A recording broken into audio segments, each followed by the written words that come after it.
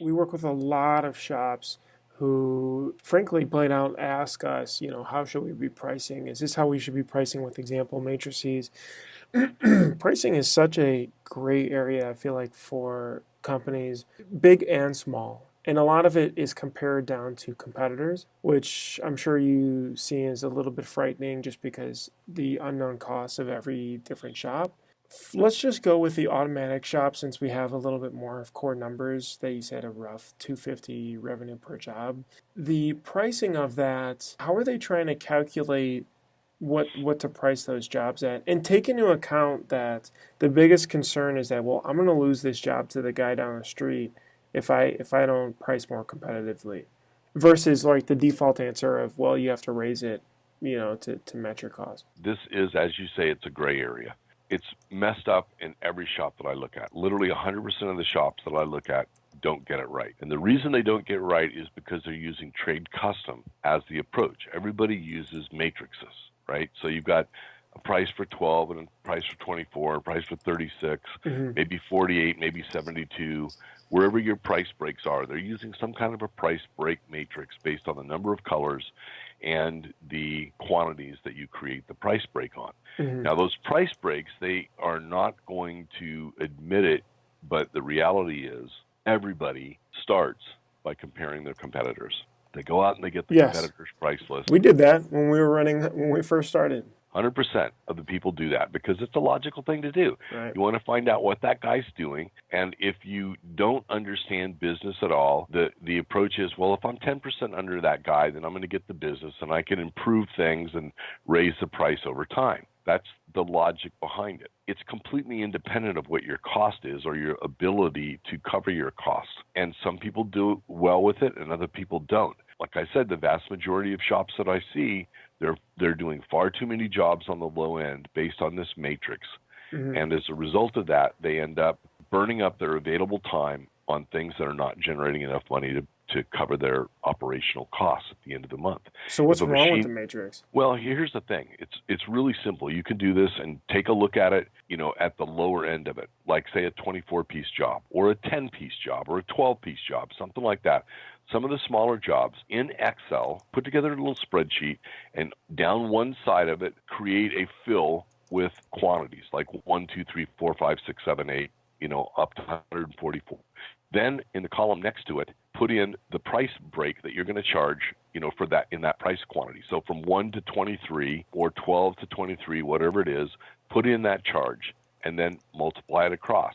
And you'll see how much revenue that you generate from that. What you'll see very quickly is that, let's just use a simple example of where the first price break is $4 a unit, and then the next price break is $3 a unit, right? At 36 pieces, at 35, it would be 35 times $4. It's $140, right? 140. And if we go to 36 at 3, revenue that we generate at 36 units drops to $108. So that means that you're going retro backwards from what that previous price break was. And then if you take the quantity, which was 140, and divide that by 3, which is the price break at 36, right? 140 divided by 3, it's not going to be until 47th shirt that you reach the same amount of money that you generated at shirt 35. So that price break, essentially, you're going backwards and you're not generating any more money. And the next price break is at 48. And at the next price break, guess what? You go backwards again, and then you have to go up to like shirt 55 or 56 to generate the same amount of money that you were doing at shirt 47. So you get these spikes. They go up and they drop and they go up and they drop, and they look like shark's teeth. As a result of that, you're being busy, and you're not generating any more money. Okay, wait. So I'm going down this. I'm actually creating the Excel sheet at the same time here. You're doing the price breaks of 1, 24, 50. 48, 72, 144. Those are the typical ones. So I just did simple. We did the price breaks 1, 24, 48, 72. And then down those, I did the print cost would be $5, $4, $3, $2. Short examples, you said 30, 40, and 50. Well, just no. What you want to do is you want to take a look at the revenue that's generated one piece prior to the price break. Okay? Which even at 40 and 50, at 40 shirts, you make more than you do at 50 shirts. Exactly. And Yeah. so this is exactly what I'm saying. And Is it's this not is even a right huge next to it. trap. This is a huge trap that everybody falls into. They're working their tail off, and they're thinking that they're getting work coming through the door and everything's great, and they want to know at the end of the month, why didn't we make any money? It's because you're literally putting yourself out of business, but because of the behavior of your price chart. Got it. And Now, literally nobody talks about this. so I'm going to actually attach this to the blog post so people can see as well. How do we remedy this so we can change it today? That's a tough question, because basically this is derivative calculus is what it comes down to. Is we're literally charting the behavior, and we're looking at the price. The price changes at every single shirt to do this properly. To create a price sheet that works properly, you would calculate what the shape of that pricing model looked like, and it would use a formula instead of a matrix. So essentially, you'd put in the quantity, and it would apply against that formula, and that would give you the price. That would always guarantee the next piece that you sold would be greater, would generate more revenue than the previous quantity that was there. But even if you break this down and you break the pricing down and make your own price sheet based on every 5 shirts or every 6 shirts for like a half a dozen, you're going to eliminate the big gap that happens at that price break. You're going to minimize that price break. The two things that you have to consider is, number one is pricing behavior. And that's what we're talking about here, is we're looking at what's happening with the revenue, which is the total amount of money that we're generating. And then consider the second half of that is, how does this fit into the marketplace? Because if I need to charge more and my competitors are charging less, you know that they're going out of business slowly.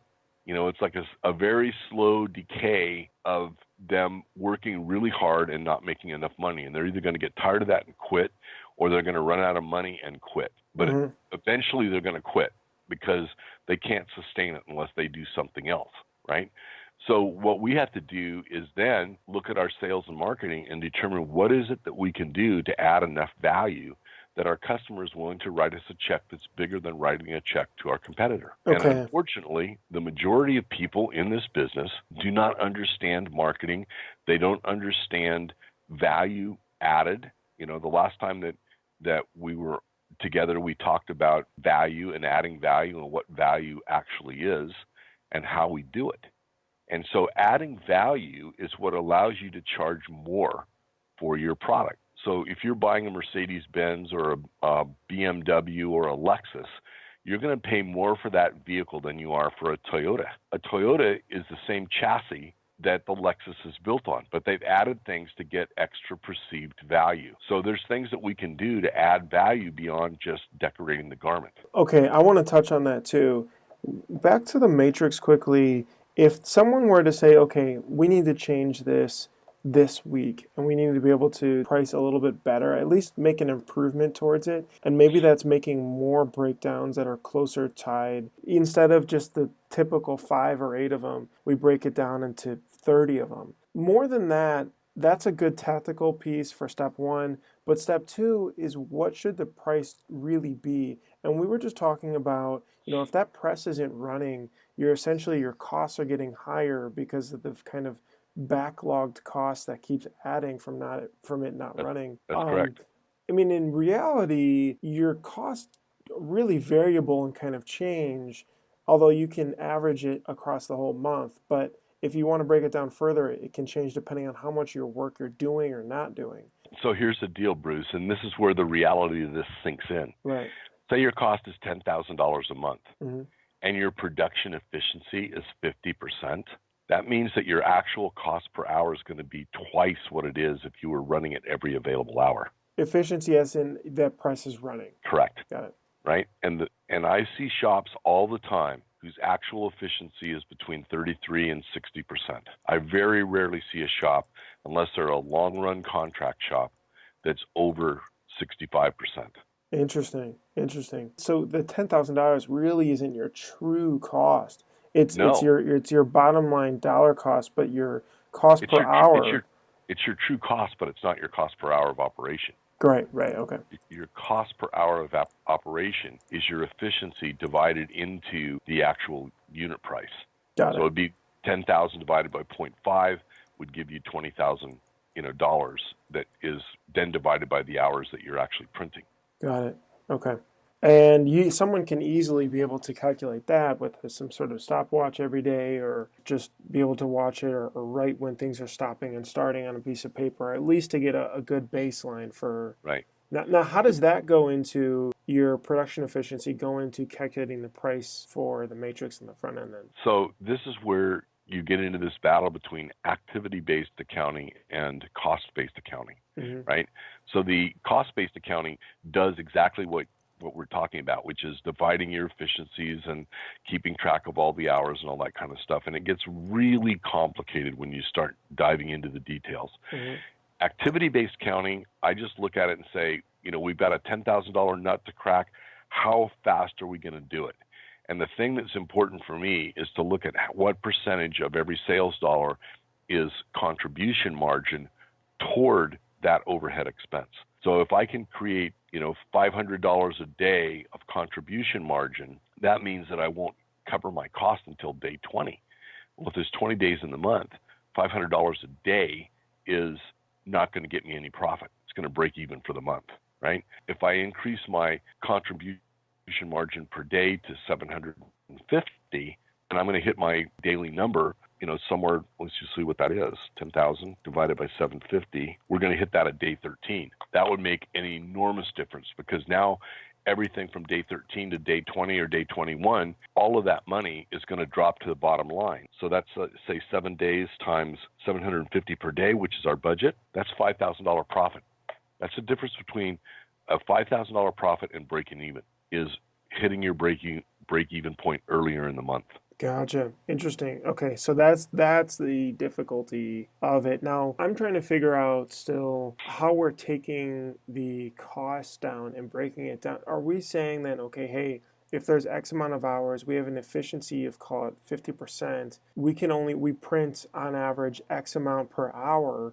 Is that what we're saying? This is how many shirts we have to print on average, and to then drive a profit of X percentage, this is what we need to be pricing at, and just back into it from there? You can back into it in a number of different ways. The simplest way is to say, how can I do $750 worth of contribution margin? That's not top line sales. That's the available money that's available to pay the cost of running the business. How do I get to 750 per day, or 500, or whatever your number is? How do I get to that number per day? And break it down from there. Right. And so there's different ways of doing it. If the market is such that it's super competitive in the marketplace, then what we have to do is focus on internal efficiencies to improve our productivity. So we've got more hours in the day that's spent printing and less hours in the day changing the press over.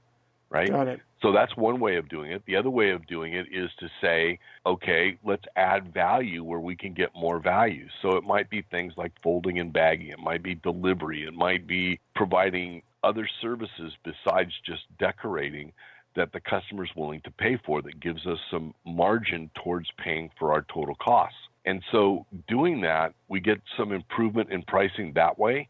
And then if we focus on improving the productivity internally, that's another factor. They're multiplicative on each other.